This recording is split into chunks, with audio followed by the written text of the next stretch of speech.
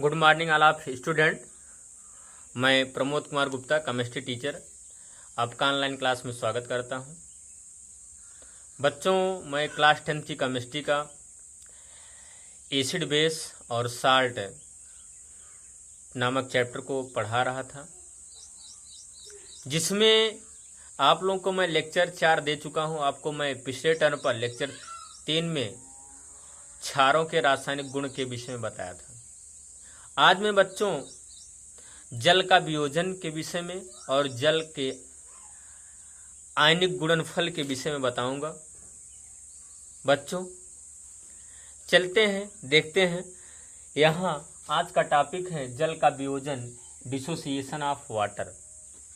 वियोजन का मतलब होता है बच्चों टूटना। क्या? टूटना, वियोजित हो जाना, अर्थात क्या होने जाना? टूट जाना। तो हम कह सकते हैं, आप लोग जानते भी हैं, जल एक बच्चों उभयधर्मी यौगिक है। उभयधर्मी मतलब है जल अम्ल से भी क्रिया कर सकता है और क्षार से भी क्रिया कर सकता है।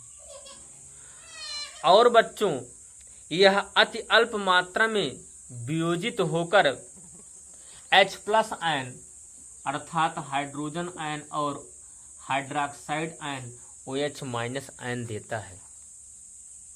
बच्चों यहाँ पर हम देखते हैं, जैसे हमारा ही क्या है, जल है। क्या है? जल है। H2O लिखा जाता है जल का सूत्र। H2O को मैं HOH के रूप में भी लिख सकता हूँ। बच्चों यह जब वियोजित होता है तो H+ आयन और OH- आयन देता है, अर्थात हाइड्रोजन आयन और हाइड्रोक्साइड आयन देता है। शुद्ध जल में बच्चों, जो शुद्ध जल होता है उसमें H+ और OH- आयनों की सांद्रताएं क्या होती हैं? बराबर होती है। यही कारण है कि शुद्ध जल क्या होता है बच्चों? उदासीन होता है। क्या होता है? उदासीन।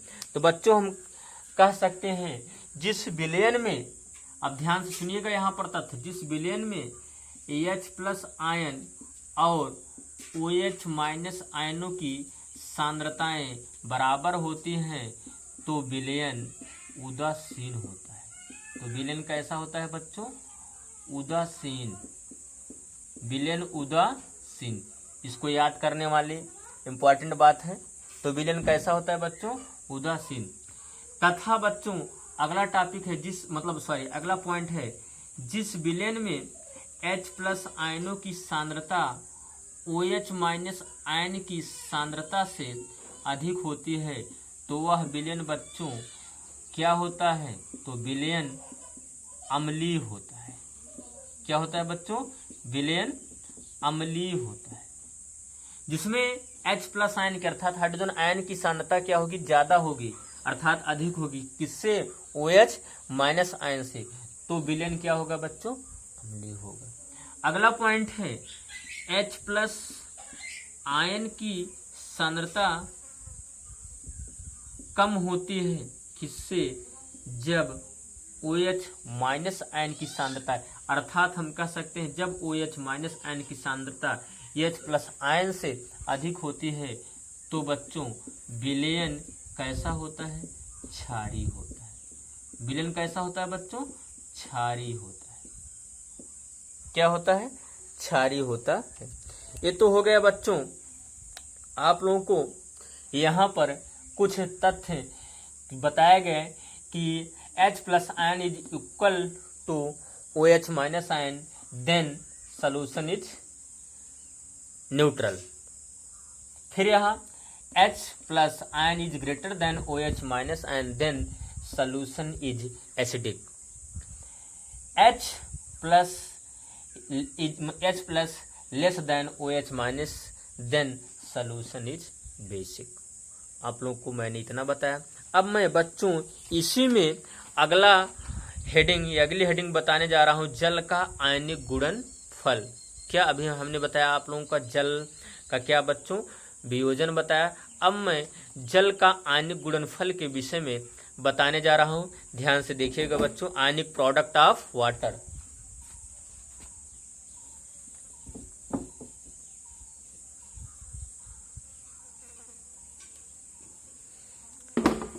जल का आयनिक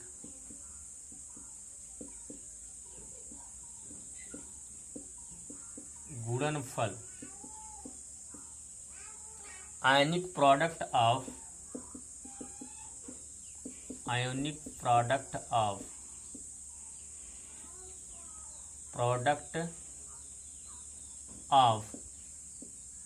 वाटर।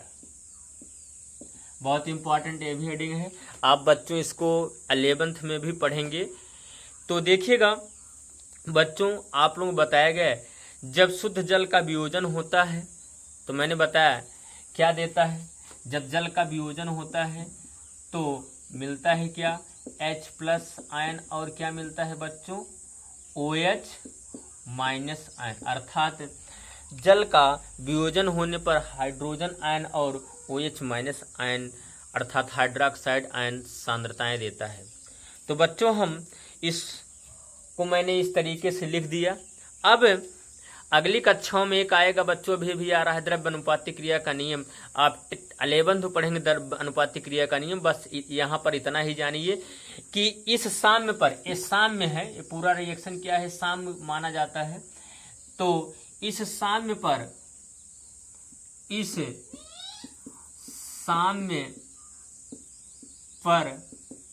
द्रव्य अनुपाती क्रिया का नियम लगाने पर इस पर हम क्या लगाएंगे बच्चों, द्रव्य अनुपातिक क्रिया का नियम लगाएंगे। तो यहाँ हो जाएगा Kc बराबर, ये हमारा प्रोडक्ट होता है, हमारा रिएक्टेंट होता है। तो Kc बराबर होता है सब रिएक्शन में प्रोडक्ट अपान क्या हो जाएगा बच्चों, रिएक्टेंट। तो यहाँ लिख सकते हैं हम बच्चों H+ active mass OH- active mass, इसको एक्टिव मास या सांद्रण बोलते हैं जो कोष्ठक में लिखा जाता है, और OH का सांद्रण, इतना हो गया। अब हम इसका मान लेते हैं, इसमें इसका Kc का HOH अर्थात H2O में गुणा है, ठीक। तो हम लिख सकते हैं बच्चों Kc × HOH, क्या, HOH बराबर H+ × OH- बराबर हो जाता है Kw। क्या हो जाता है बच्चों, Kw। इसी Kw को जल का आयनिक गुणनफल कहते हैं। Kw एक स्थिरांक है। Kw क्या है, एक स्थिरांक है। स्थिरांक का मतलब इसका मान क्या रहता है बच्चों, स्थिर रहता है, घटता बढ़ता नहीं है। तो Kw एक स्थिरांक है जिसे जल का आयनिक गुणनफल कहते हैं। बच्चों इस Kw का मान विलयन में H+ और OH- आयन की सांद्रता पर निर्भर नहीं करता है, परंतु ताप के साथ क्या हो जाता है, बदल जाता है। ताप के साथ क्या होता है बच्चों, बदल जाता है। और बच्चों 25 डिग्री सेल्सियस पर, अब मैं यहाँ H+ और OH- आयन की सांद्रता के भी विषय में बताऊंगा, यहाँ ध्यान से देखिएगा बच्चों। यहाँ पर Kw का मान जो होता है मैंने बताया अभी कि स्थिर होता है। क्या होता है, स्थिर होता है। तो बच्चों शुद्ध जल में H+ और OH- आयन का जो मान होता है 1.0 × 10⁻⁻7 मोल प्रति लीटर होता है। ध्यान सुनिएगा, कितना होता है, 1.0 × 10⁻⁻7 मोल प्रति लीटर। तो हम इसको फार्मूले को ऐसे भी और आगे नीचे ले जा सकते हैं। Kc बराबर H+ आयन और इंटू क्या हो जाएगा बच्चों, OH- आयन। अब देखिए आगे मैंने बताया H+ आयन की सांद्रता और OH- आयन। H+ आयन की सांद्रता कितनी होती है, 1.0 × 10⁻⁻7 मोल प्रति लीटर। इसको मैंने एक कोष्ठक में कर दिया। अब मैंने बताया कि H+ और OH- आयन की सांद्रता दोनों क्या होती, बराबर होती। अतः हम लिख सकते हैं OH- स्थान पर यह पुनः लिख सकते हैं।